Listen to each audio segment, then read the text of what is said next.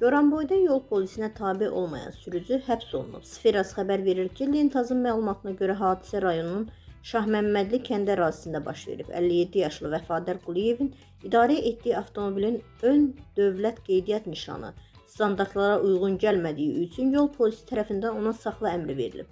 Bu zaman onunla yol polisi əməkdaşları arasında mübahisə yaranıb və o əməkdaşa "Gedin işinizlə məşğul olun, siz kimsiniz?" deyib.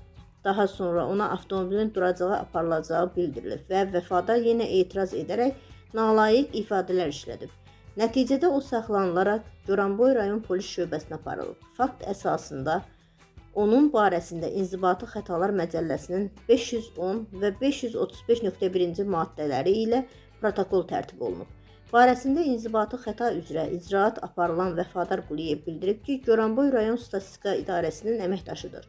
Səhər saat 9 radələrində yol polisləri mənə saxla işarəsi verdilər, lakin mən avtomobili dərhal yox, 30 metr sonra saxladım.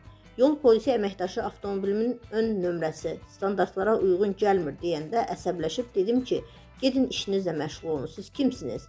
Bundan sonra aramızda mübahisə böyüdü, qərara alındı ki, maşınımı duracağa aparsınlar. Bu zamanda etiraz edərək onların tələbinə tabe olmadım.